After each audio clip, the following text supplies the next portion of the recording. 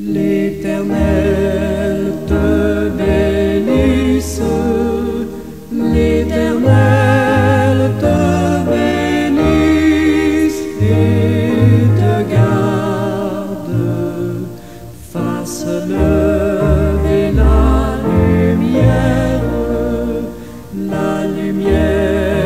de sa face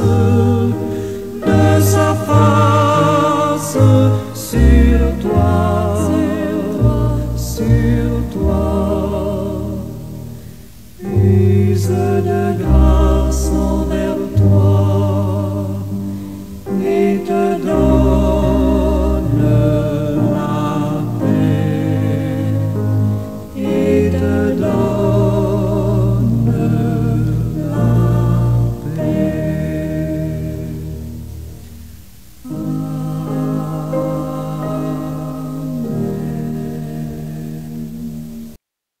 À toi la gloire, Père très saint, digne de louange et d'action de grâce.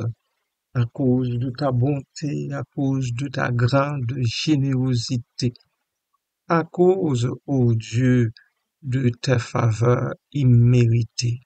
Merci, Père, merci, Papa, pour ce nouveau jour. Merci, Seigneur, pour cette bonne température que tu nous donnes. Merci pour ce temps de répit.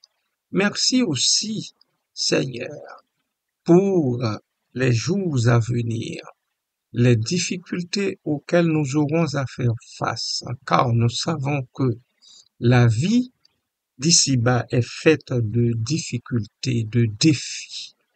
Papa, donne-nous suffisamment de force pour relever ces défis-là qui nous attendent au cours de la semaine qui s'en vient. Merci, Père. Béni soit ton beau nom. En Jésus-Christ, je te prie. Amen. Bien-aimés dans le Seigneur et amis de tout, bon matin, bonjour. Que la paix et la grâce du Seigneur Jésus-Christ, la communion de l'Esprit Saint, soit avec chacun et chacune de vous, dès à présent et jusqu'au grand matin de l'éternité bénie. Bonne journée déjà dans la paix la plus parfaite du Christ.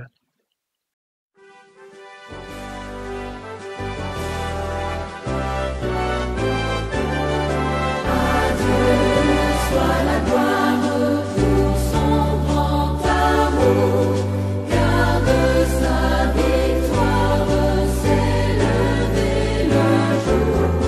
Jésus à ma place est mort sur la croix, il donne sa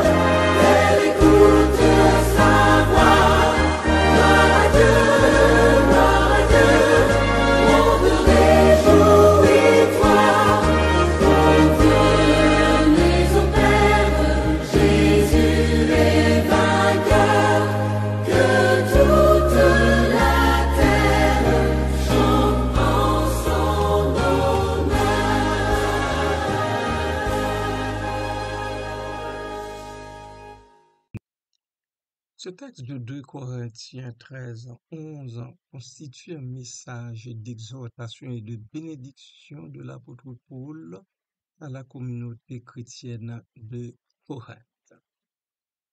Décomposons-le phrase par phrase pour en saisir pleinement le sens. Au reste, frères, soyez dans la joie. Paul commence par un appel à la joie, invitant les Corinthiens à cultiver une attitude positive malgré les difficultés qu'ils peuvent rencontrer. Cette joie ne se base pas sur des circonstances favorables, mais sur une foi profonde en Dieu et en ses promesses. Perfectionnez-vous. Le terme grec traduit par perfectionnez-vous signifie être restauré ou être accompli. Paul encourage ici les Corinthiens à poursuivre une croissance spirituelle, à se rapprocher de la perfection en Christ. Cela implique de se faire des péchés, de se défaire des péchés plutôt, de développer les vertus chrétiennes et de se conformer aux enseignements de Jésus. Consolez-vous. Ce verbe invite à l'entraide et au soutien mutuel au sein de la communauté.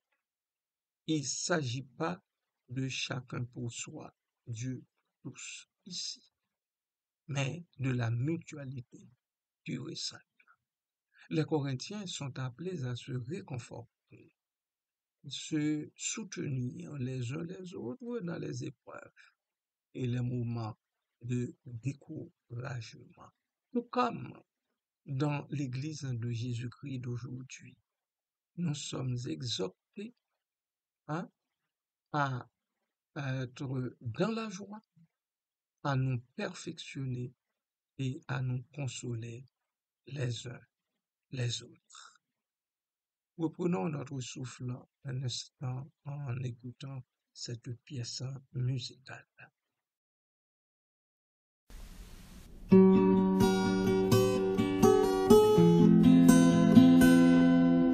Plus que vainqueur, telle est notre devise. Plus que vainqueur, bien que persécuté, car la victoire à la croix fut acquise par le Sauveur qui nous a rachetés. Car la victoire à la croix fut acquise par le Sauveur qui nous a rachetés. Suivons le Christ jusque sur le calvaire, ayons toujours sa mort devant nos yeux. Si nous souffrons avec lui sur la terre, nous régnerons avec lui dans les cieux. Si nous souffrons avec lui sur la terre, nous régnerons avec lui dans les cieux. Osons braver les injures du monde pour confesser le beau nom de Jésus. Que sur lui seul tout notre espoir se fonde, et notre espoir ne sera pas confus. Que sur lui seul tout notre espoir se fonde, et notre espoir ne sera pas confus. Amis, croyons au pouvoir invisible que le Sauveur a caché dans sa croix. Saisissons-la comme une arme invincible pour triompher au nom du Roi des rois. Saisissons-la comme une arme invincible pour triompher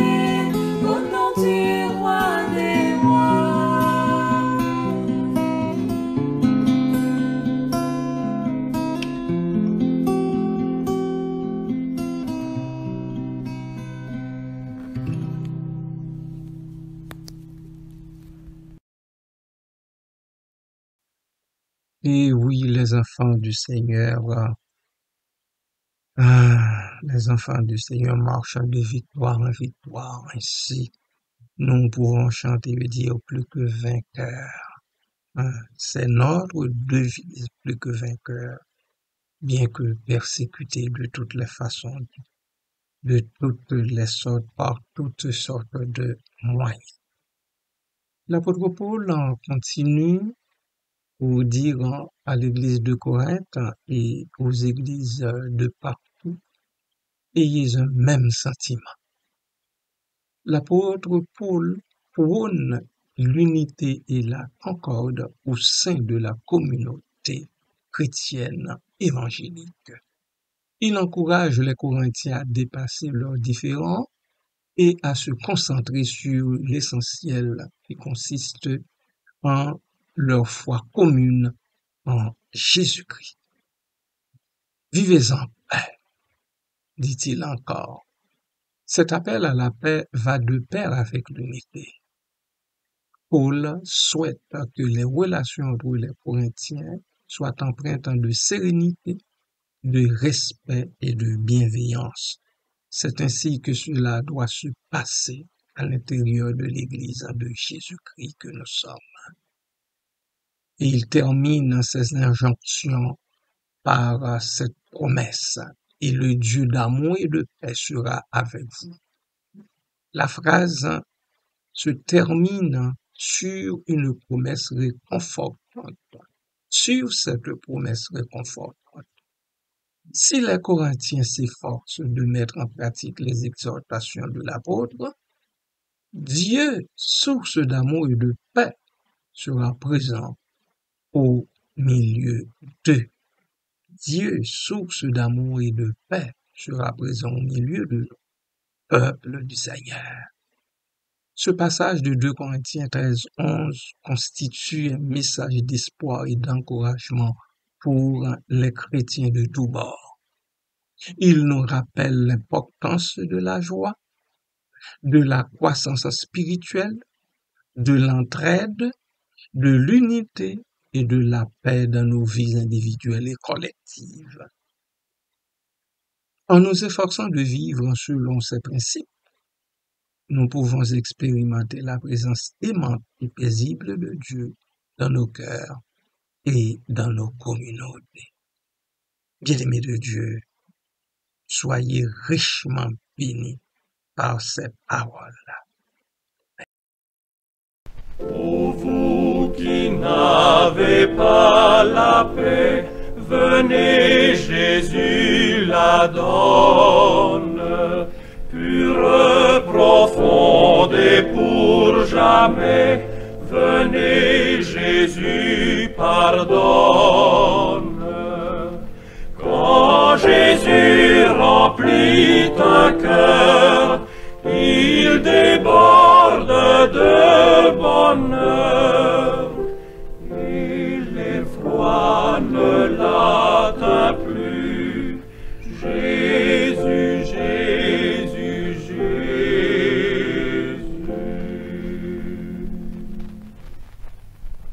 Vous qui tombez à chaque pas, venez, Jésus délivre. Celui qui se jette en ses bras peut à toujours le suivre. Quand Jésus remplit un cœur, il déborde de bonheur, car il ne chancelle plus. Jésus, Jésus, Jésus. Vous qui tremblez sous la terreur que la mort vous inspire, venez, votre libérateur a détruit son empire. Avec lui nous revivrons, avec lui nous régnerons, et la mort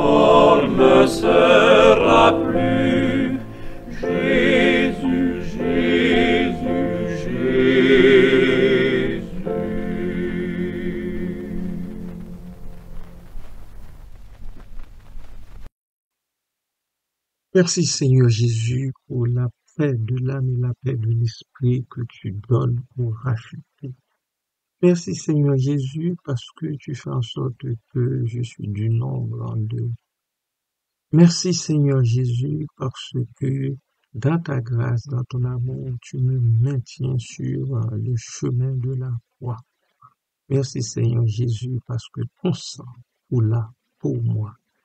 Ton sang me lava de mes nombreuses fautes et iniquités. Et tu me gardes en ton amour. Tu gardes de façon générale les élus en ton amour pour le séjour éternel. Papa, merci infiniment. Merci pour toutes ces grâces, pour toutes tes riches bénédictions. Merci Seigneur. Merci encore une fois pour cette nouvelle journée qui s'étend devant nous. Merci, ô Dieu, pour tous tes prodiges et tes miracles dans notre vie chaque jour.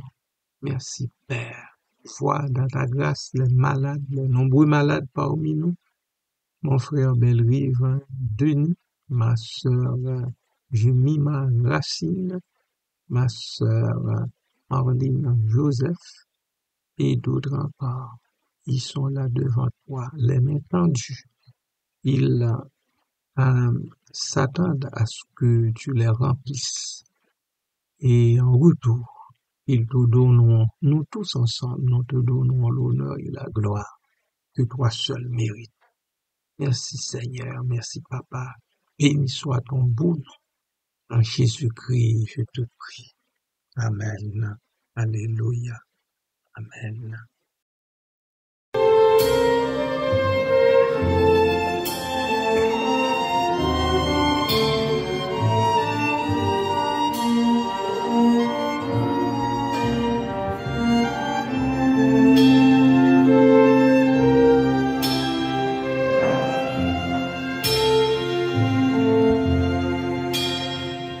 La